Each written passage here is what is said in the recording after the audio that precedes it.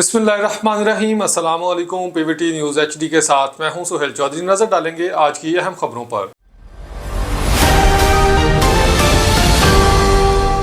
Additional IG police सूबा बलोचिस्तान आगा मोहम्मद यूसुफ के वालिद चौधरी मोहम्मद भुट्टा गुज़श्ता रोज़ बग़ज़ाए इलाही से वफ़ात पा गए। शाजाबाद से सैयद अली हसनैन रिपोर्ट कर रहे हैं।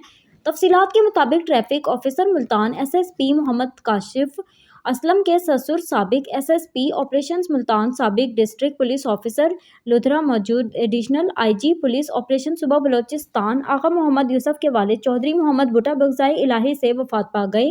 उनकी नमाज जनाजा उनके आबाई गांव तहसील मुरीद के ज़िला शेखपुरा में अदा की गई।